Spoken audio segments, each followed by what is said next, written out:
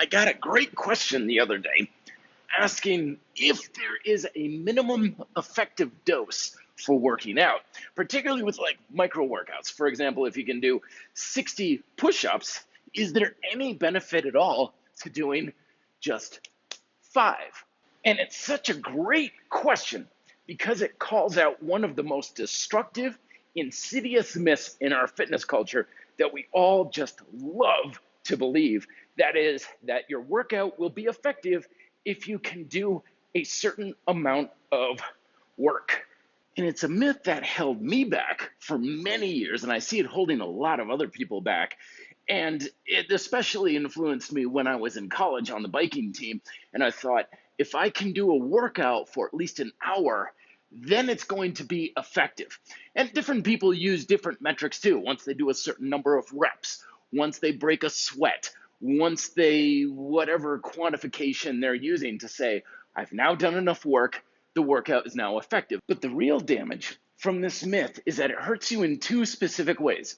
The first is believing that you need to do a specific amount of work for it to be effective means that you're not going to bother with any sort of exercise or training if you can't meet that quantification. Like if I was saying, oh, I don't have time for a full hour on the bike, only 45 minutes, it's not worth it. We get trapped in that all or nothing mentality that holds us back.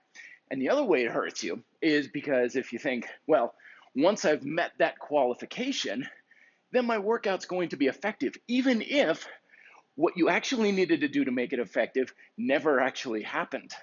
As I detail in my latest book, Micro Workouts, your training isn't going to be effective because you do a certain amount of work. It's effective because you create a progressive stimulus that kicks off a series of chain reaction events of adaptation within your body. Now, creating a stimulus to improve your proficiency is actually something that can happen within a matter of seconds. But on the other hand, you can also work out for hours and never create it. So for example, I could be like saying, I'm gonna do the sit right here, and I'm gonna do this an hour every single day. But you're not necessarily creating a stimulus to do it better unless you're concentrating on, I'm going to do this and I'm going to focus on keeping my back more engaged. So there. So even as I'm talking to you, I am creating a progressive demand to use my lats more. And even though that was just a few seconds, I've created a progressive stimulus to do that exercise better, even in that short period of time. And that's why things like Grease the Groove, where every time you walk under a pull-up bar, for example, in your doorway, you do one repetition, can actually make you better at doing the thing, because all you need is to practice it to some degree in any way, shape, or form and concentrate on doing it better somehow. Now, the other type of stimulus, of course, is your work capacity stimulus. In other words, how hard can you push your body to its limits on what it can do? You have two variables with this one. You've got intensity for like how hard can you work, so how much weight can you lift, how fast can you sprint, how much can you exhibit upon your body as far as a major stressor. And then, of course, you have duration for how long can you withstand that amount of intensity. And those two variables are, of course, on a seesaw. The more you have of one, the less you have of the other. And this is the type of stimulus that people typically assume you need a lot of work and a lot of time to accomplish. And to a very large degree, people are right on this, because if you're trying to train yourself to run a marathon and you need to run, for example, 18 miles this weekend to build up that work capacity to run for that long, you're not going to make that happen in 10 minutes. However, the mistake we often make is thinking that if we just put in the more work, then we're automatically creating that sort of stimulus, forgetting that time and intensity, or duration and intensity, can be manipulated to fit whatever work parameters we can use.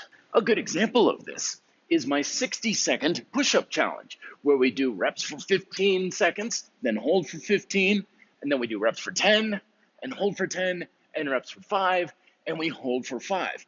It's a very exhausting workout that only takes 60 seconds, but it's going to use intensity to modify how hard your muscles are working so they have a very high stimulus to progress your work capacity in only 1 minute. The bottom line is to get out of the trap of thinking you have to put in a certain amount of work or a certain amount of effort and time in order to make your workout effective.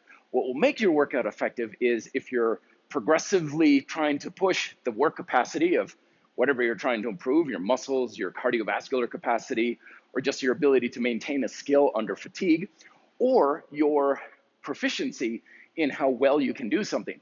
When you keep that stimulus, your focus of what you're trying to do in a workout, then you break out of the idea that you have to drive yourself into the ground, and all of the benefits that come from having more effective workouts will be yours instead of just trying to work out for the sake of making yourself work hard and become exhausted.